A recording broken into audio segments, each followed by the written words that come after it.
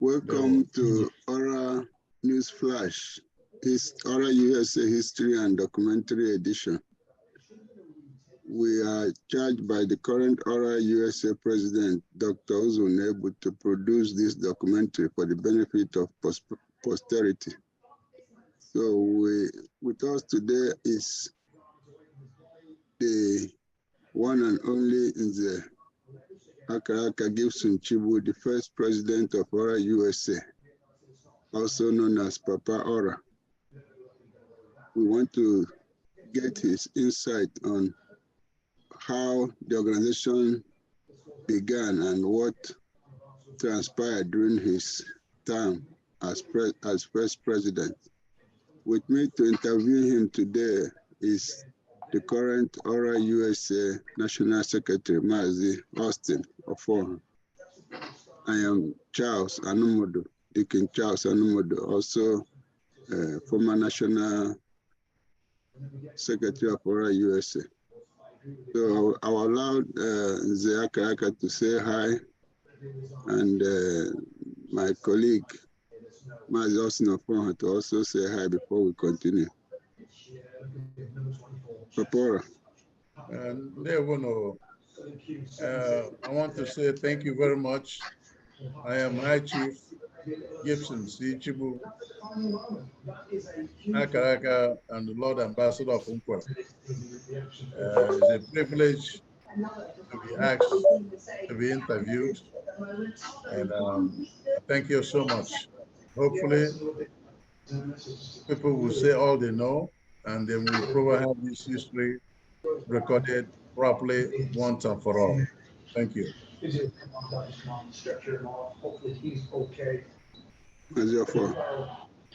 Yeah, welcome all to this edition of ORA News Flash documentary on ORA USA history. This morning we have the honor of interviewing our emeritus president, the Papa ORA, the pioneer president of ORA USA. And I sincerely do hope it will be worth our while, and everybody who joins in will benefit from his rich insight and knowledge of ORA USA. Thank you, Akaraka, for honoring our invitation, and we look forward to a very good interview with you. Thank you. Thank you. Thank you, Nze Akaraka. We can now start with from the beginning. So how did you get involved with ORA USA? And also, what do you know? What information do you have about how ORA USA started and what point you joined it? Well, thank you. You know, when things are going good, everybody wants to claim ownership and claim origin. And there's nothing wrong with trying to be a part of a very successful trend and process. You know, there are a lot of our people or some affiliates in this meeting, other than that, different types of names. But let me tell you what I do know. I am aware of the fact that earlier than 2001, right around a few years before 2001, let me stay on the right track because I don't have my folders here. I'm in Nigeria. If I were to be in New Orleans, I have, believe you me, a big documentary on ORA. There was a meeting summoned in Houston or Dallas because I had been involved in almost every organization. The conveners of this meeting, specifically for the Olu meeting, and I'm saying Olu meeting because at that time, there was not a name called Olu Regional Assembly. There was not a name called Olu Regional Assembly. And I could not make that meeting but I summoned all people who lived in New Orleans at my residence, at which time we sent Dr. Udiwe to that meeting. We asked him to go and see what our brothers were calling for and come back and report to us. So the only one person that came from New Orleans to that meeting in Houston or Dallas was Dr. Udiwe. And he came back and reported to us that there was a need for all people to get together, considering our large reach of 12 local governments and a slew of wonderful, wonderful and highly placed and educated all sons and daughters in the United States. That getting together made sense, and that's what happened. But I can tell you, and I'm sure you guys can deduct or capture what happened from this process to 2001 from so many written documentaries. So let me say before 2001, June 2001, I had been talking to people informally. I was hearing about the informal revival meeting and convention of this meeting that started a few years earlier and then collapsed along the way. There was a great move and meetings held by so many individuals that culminated to this meeting in Atlanta at Howard Johnson's in Atlanta, taking place in June 2001. And I received the package from Francis C. Bezim, who lives in Austin, Texas, advising me of the meeting and sending me all pertinent documents that was necessary to participate in that convention or this gathering of Ubongo in America in June 2001. As a result of that, I then called Umazi Olu. When I say Umolo, not Umazi, Umolo, who lived in New Orleans. So many of them showed up, and we worked hard to go to attend the convention in Atlanta. Unfortunately, for one reason or the other, including Agogo of one or two individuals, none of them ever showed up to come to the convention. But we called two meetings in New Orleans, and we registered, signed the document, and said that we will go and we will participate. So upon arrival in Atlanta, two other gentlemen who agreed to come from New Orleans did not make it. I was there with my wife alone. There were a lot of people, many good people from Dallas, Houston, all over the United States who showed up for this meeting.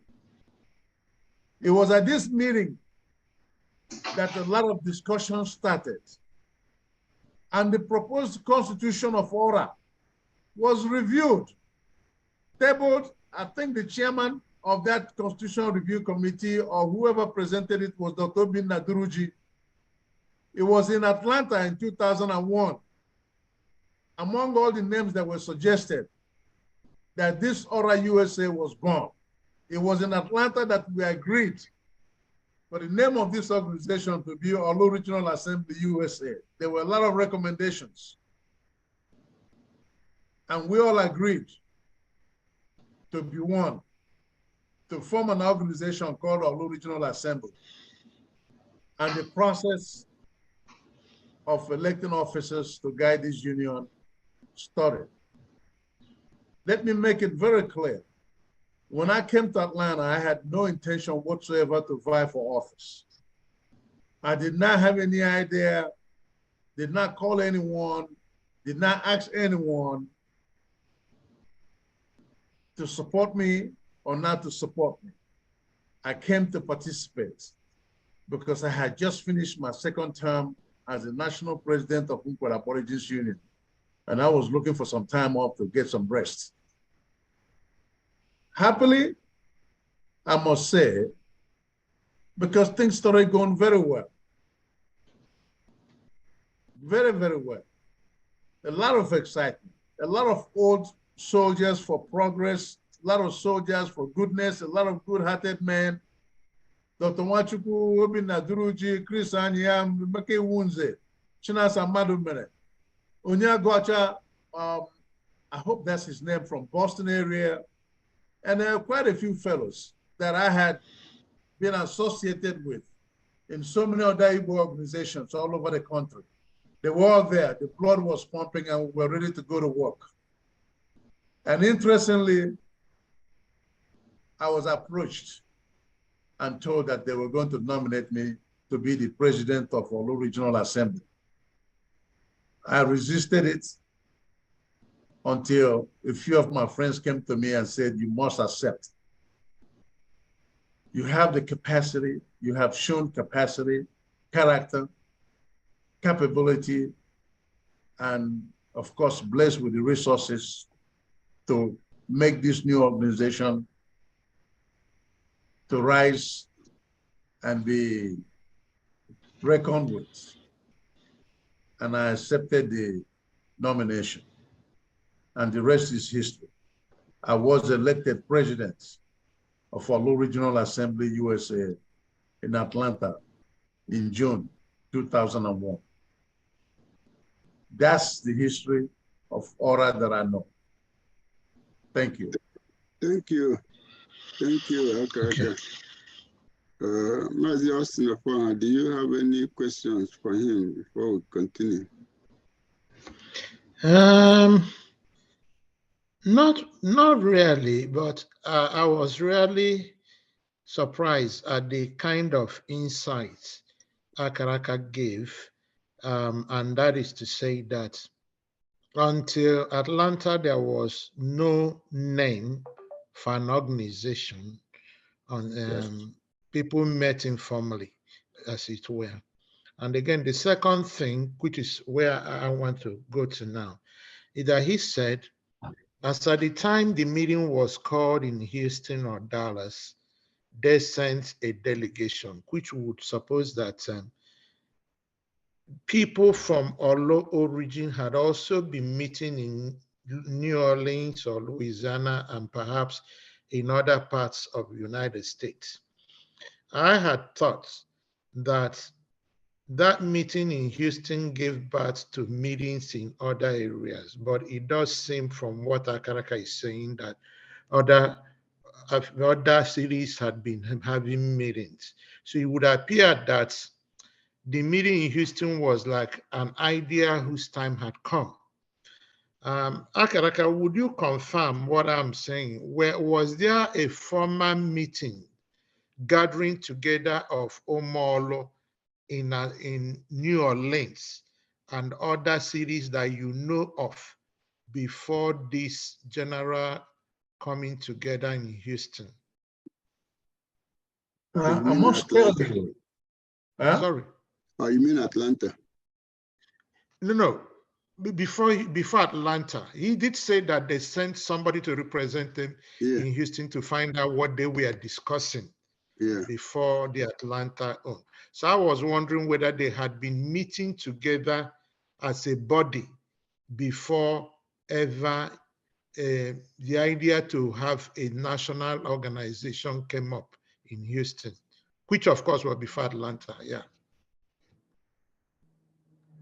Let me say something to you as someone who has been involved in just about any, from Imo State Congress, World Igbo Congress, and all of them.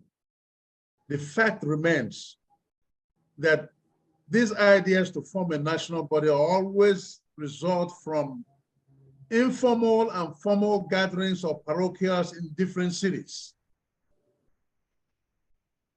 This is actually how these things get started. And most times people will meet at some party in Houston or Dallas or Chicago, and they start discussing and say, hey, look, it's about time we do something. I cannot say for certain how many formal or formal meetings that were being held all over the United States before that Houston meeting. But that Houston meeting did not come out from the wind. was a result of individuals discussing from different parts of the country. And then they agreed to meet in Houston. And like I said to you earlier,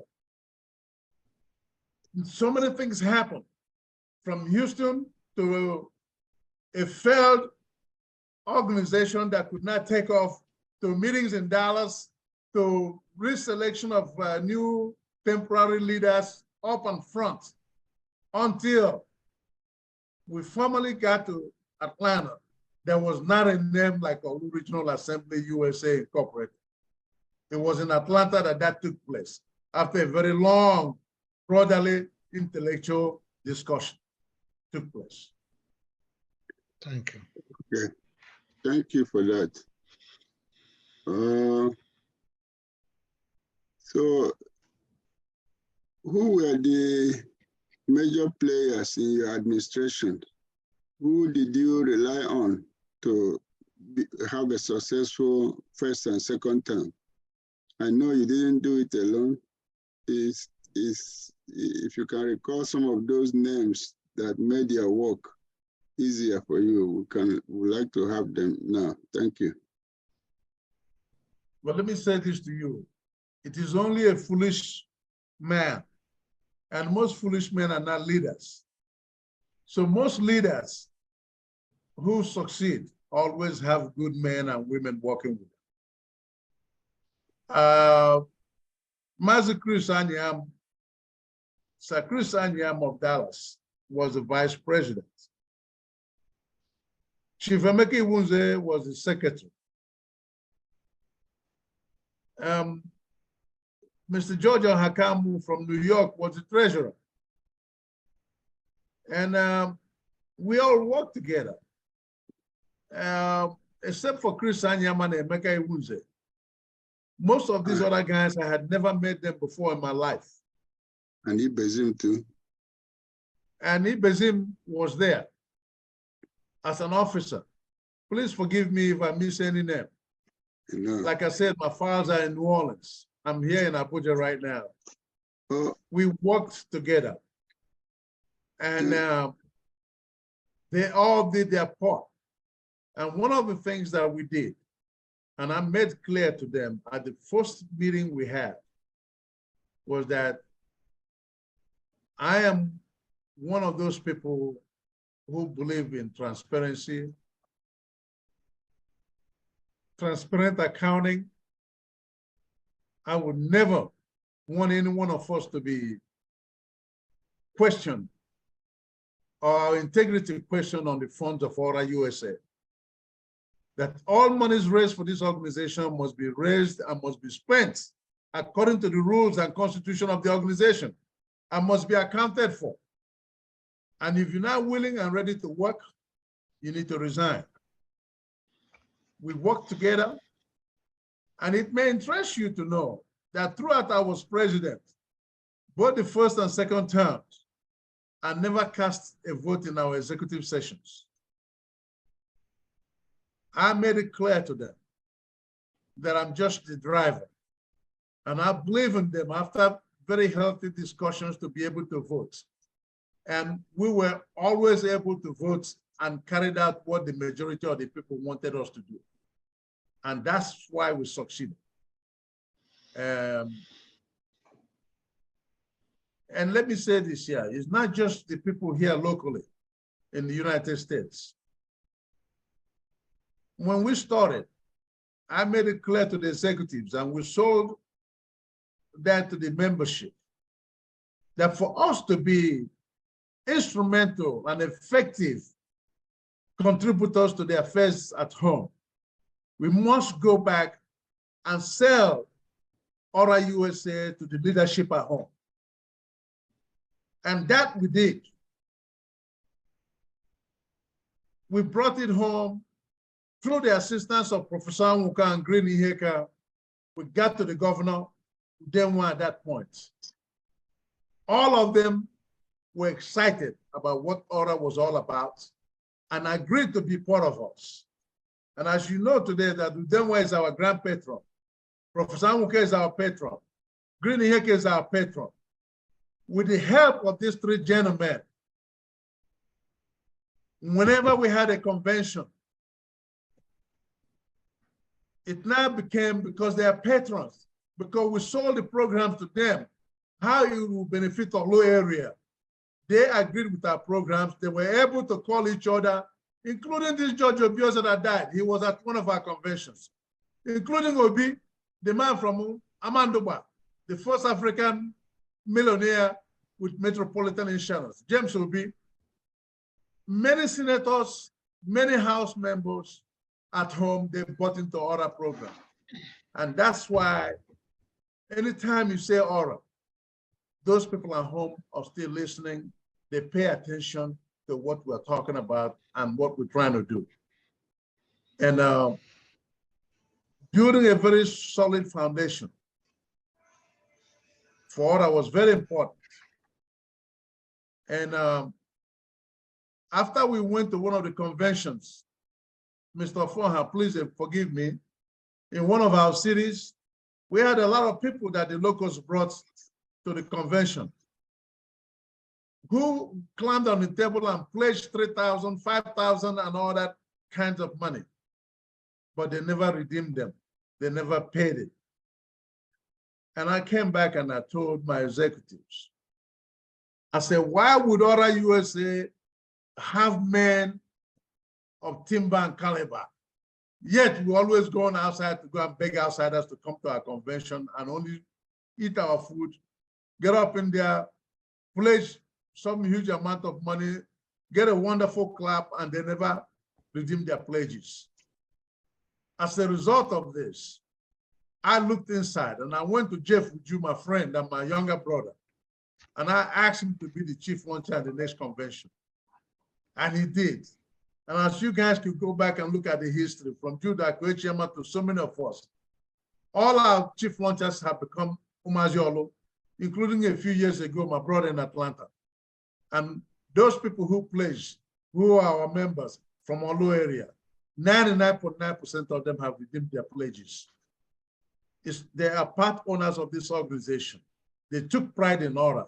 And this also has aided in giving us the stability we need to be talking about 23rd, 22nd National Convention in 2023.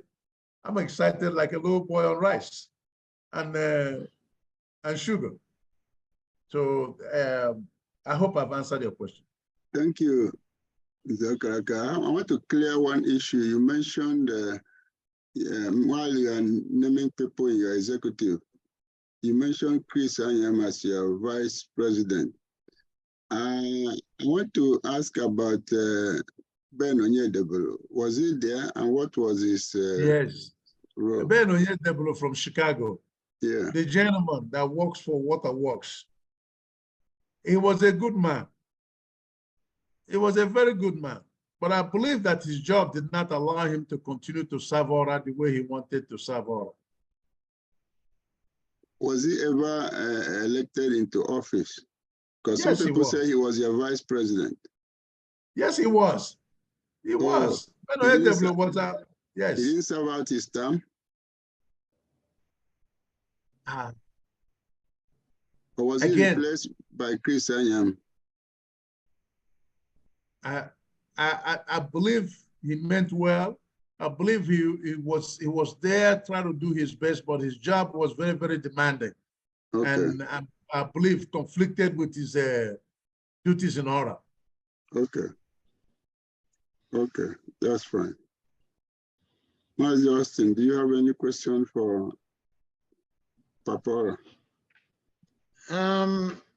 Maybe one. Papa has actually spoken extensively and in the process answered some of the questions that I would have asked.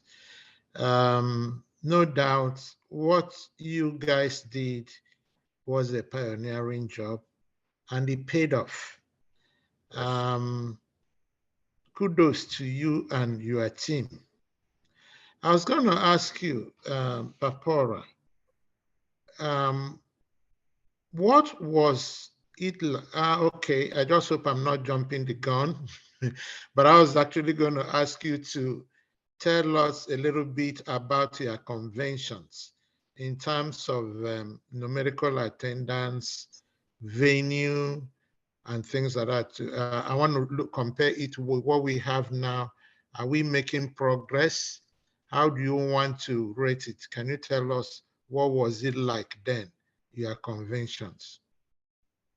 It will be a suicidal assignment to rate what happened in 2001 in Atlanta, 2002 in Chicago, 2003 in Los Angeles, to what is happening these years. You know, we've grown. We had nothing.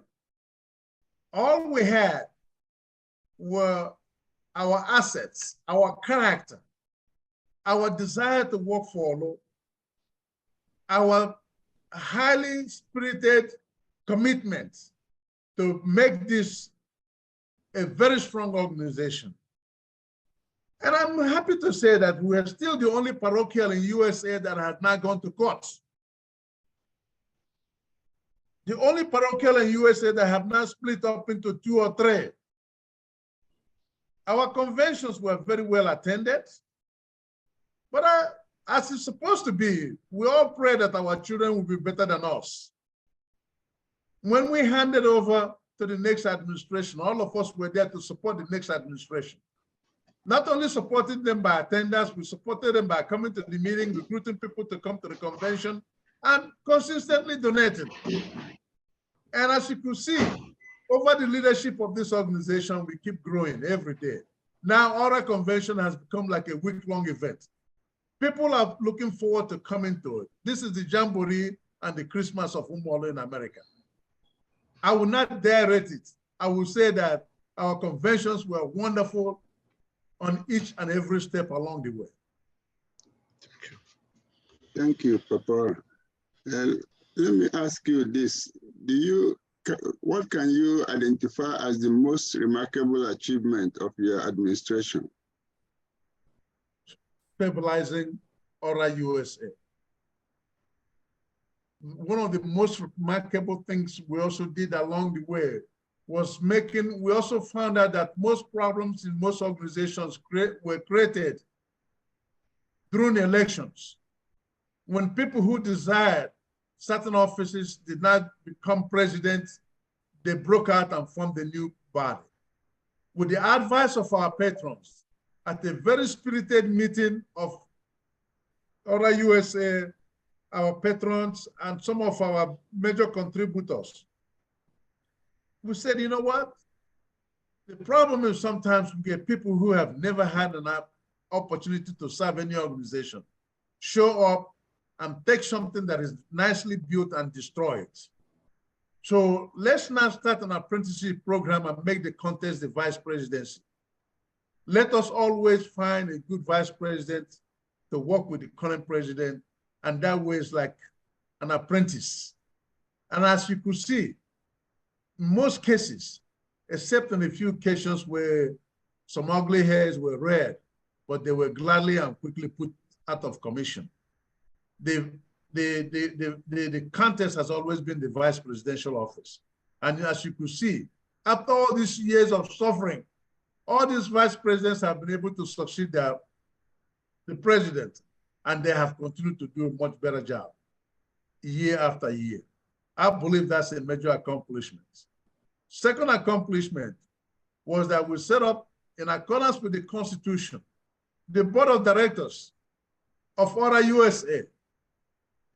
And along the way, the board members forgot what their job was and wanted to run the organization. And we, through the constitutional process, went back and adjusted and modified the Constitution in an open setting where the board of directors' name had an attachment. They became the advisory board of directors. Their job now became clear. The chief executive and CEO of ORAUSA is the national president. Up until the time we changed them and defined them clearly as an advisory board of directors, the chairman of the board of directors at one time was trying to dictate to the union which direction and what we should do. And of course, we made it clear to him that he had to declare his position, declare his candidacy for the president. And if he won, he could do so. Otherwise, he's there to recommend. Thirdly,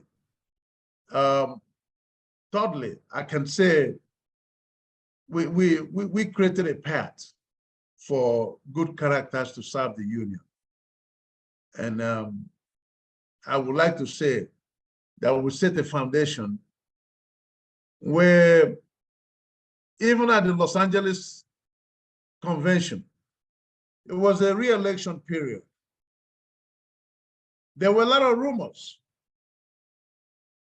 We had meetings where funds were approved for the officers to use as part payment for flights, part payment for hotels. And these were approved funds. Interestingly, I never used one. I never used it. I paid for my suites. I paid for my rooms, paid for my flights out of my own pocket, and never billed ORAUSA. And I implored most of my officers to do the same if they were blessed enough to do so. And prior to Los Angeles and at Los Angeles, Chris Nwachukwu declared a candidacy to run for the presidency of the union. And I hate to say it, I believe I had a count. I would have beaten him, but God saved him and kept his honor to him. When the auditor finished giving his reports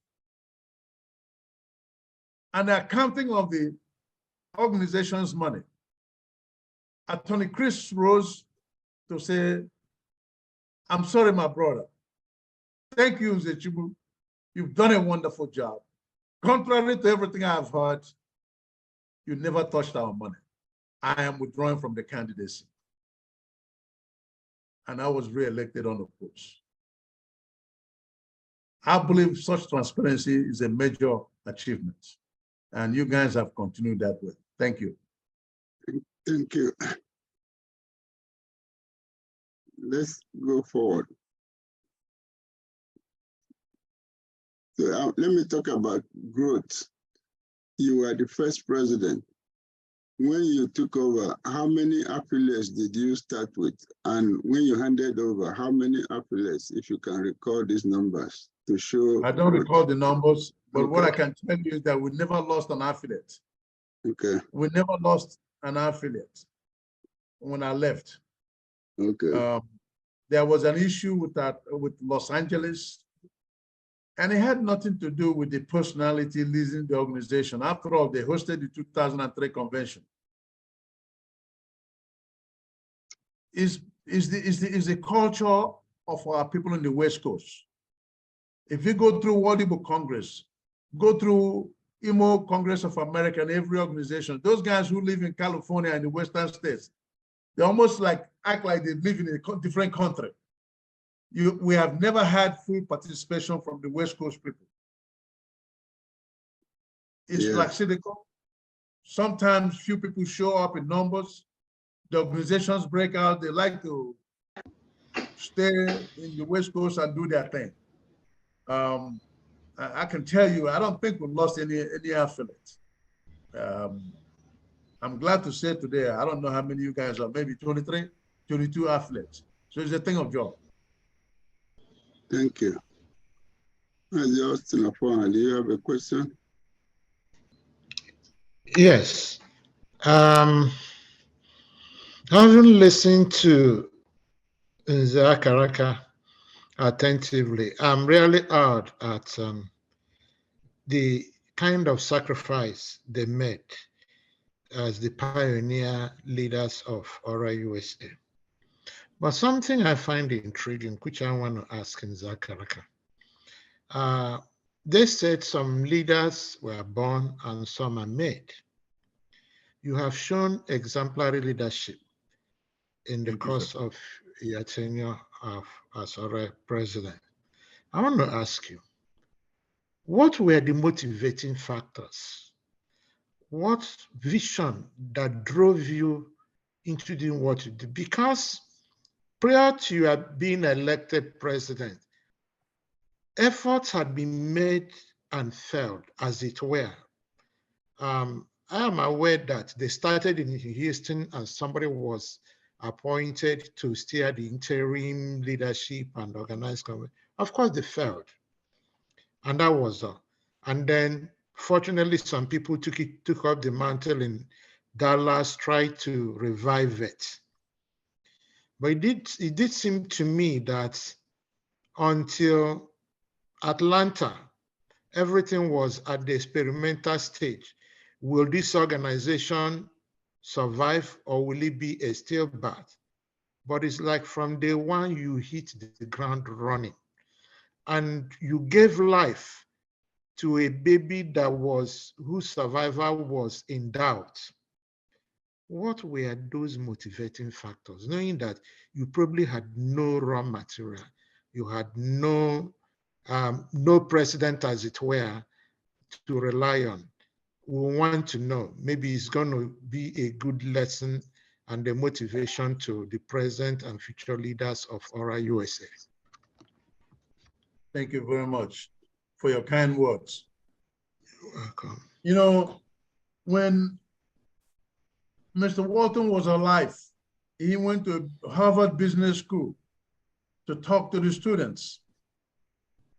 And they asked him, Mr. Walton, how come J.C. Penney and all these other organizations started a similar type of business and they all failed? Can you give us 3 examples on why you have succeeded? And Mr. Walton looked at the class and told them, mistake, mistake, mistake. The kids said, what? He said, yes. We kept making mistakes, but we keep learning from our mistakes and never to repeat our mistakes. Now, if I want to repeat myself, I had just concluded my 2nd term as the national president of Unkwela Aborigines Union, an organization that was born in New Jersey. I was elected the first president. I was made a temporary coordinator in New Jersey, elected president in Dallas for 2 terms. We did the same thing in ORA. When we got in there as president of Unkwela Aborigines Union, I was serving on a few boards and commissions. I was given the stipend I was getting on my monthly board meetings to the organization to pay for mailing. And I had a lot of friends all over the country. And you lead with leadership. When you ask people to donate, you do your best to donate first. Most of your good friends will react when you lead by example. So I took the same philosophy. Forget about what is happening in the last Aborigines in the last 4 or 5 years. When I was president, we had a body that nobody could touch. In ORA USA, I was able to call on all our brothers, big and small, because many of them I had known and I had met in different other organizations and social gatherings. And they knew that if I was asking them to donate, that I myself was also going to donate. When we had the chief launchers, they were donating $5,000, $6,000. I don't believe I've donated $6,000 to this union before. But because they had interest, they had confidence in the leadership that their money was safe in our hands, they donated. And when you have the passion, when you are happy, when we went out of our way to support each other, including weddings, baby birthdays, and different things. And when we could not go, we made sure we had representation. Each and every one of us mattered to this union, and we showed love to each other. That's why we succeeded. Thank you. Thank you. Let me ask you, we are bringing this session to a close, but before then, let me ask you about your successor or the way your successor was selected. You told us now about a succession plan or apprenticeship where the VP learned on the job and succeeded the president. But apparently it didn't happen during your term you didn't hand over to your VP then. Was it that this plan has not started then, or it wasn't possible? I know you also handed over to somebody who was a secretary and who was also experienced, because both secretaries and VP were in the same executive doing about the same job. Can you tell us how your successor was elected? Was it a contest, or was it a smooth transition? My successor was elected in Detroit in a fair and open election, where Dr. Zumba ran, was also a candidate. And Chief Emeka Iwunze beat him flat. And we were accused of rigging the election, which was comical.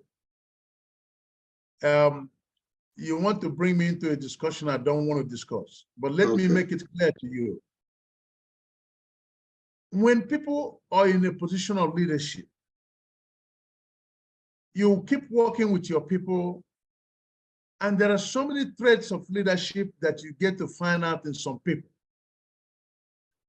Emeka presented all those leadership qualities that I believe would lead this organization to higher grounds from where I was going to leave it. And I supported him. I made it clear to the executive that our best foot forward, despite the fact that my vice president is one of the most godly and most gentle human beings on earth. Sometimes leadership requires you to have a teeth. And Emeka Iwunze will bite if need be. My vice president was a good man, very honorable and honest man, but lacked the desire to bite when it was necessary to bite. And I hope I've cleared this issue. Thank you. Now, before you go, with all your wealth of experience over the years, what is the vision you have for ORA going forward? What advice do you have for current ORA leadership at every level? You have been watching them from the sideline. Are they doing well? Is there any area that you believe they can do better? The ORA leadership is doing wonderfully well. You know, you talk about apprentice. Look at Nze Austin Ofoha, who came into this executive under your term and learned and did a good apprentice job. And look at what he's doing. Look at what he's doing, not only as secretary, but other things that our local government association. Unfortunately, due to my too much extensive traveling, I've not been able to participate in most of their meetings. And this meeting is taking place today because you worked with me and we talked constantly and arrived at a compromise time that was nice for everybody. But if you had called me and wanted to hold this meeting at 4 o'clock Chicago time, when an old man like me is supposed to be sleeping, it would not hold. So when meetings are held at reasonable time to accommodate the people outside, we participate. I think this organization is doing well. We're going places, and I don't bother them. There was one principle I've always practiced. I'd never go back to the successors and the presidents to disturb them with anything. But I've always told them, my doors are open, my telephone lines are open, call me if you need me. And I'm sure you've seen me sometimes in action when they called and they needed me. And we've been able to solve a lot of problems because people have confidence in me. And after that assignment is finished, I crawl back to my regular floor membership. I'm ready to do whatever I need to do to assist the organization. I think we're on the right track for many more wonderful things that will be taking place. They're doing well. They're doing well. Thank you. They're doing well. Nze Austin Ofoha, can you give a closing remark before we end this session? Unless you have another question that we haven't asked. Thank you, Mr. Chairman of the News Flash Committee. You have, in the course of Akaraka's answers to your questions, touched on virtually everything else. I don't have any more questions for him. But by way of closing remark, I want to thank Nze Akaraka for his service to ORA USA. I want to say this to you, Nze. You probably don't know that, but to many of us, you still stand as the face of ORA USA.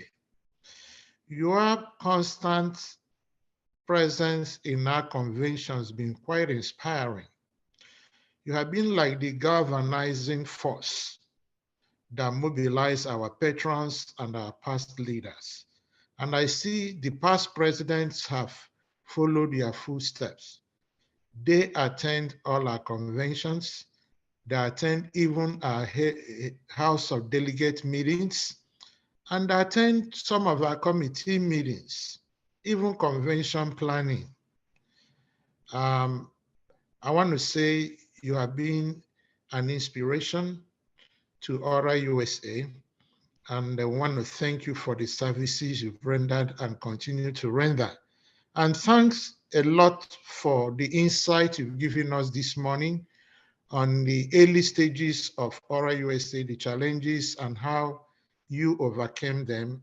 And again, thanks also for the advice you've given concerning the present leadership, how they can move ORA USA forward. I do sincerely believe that our listeners would benefit immensely from your experience and from all that you've shared with us this morning.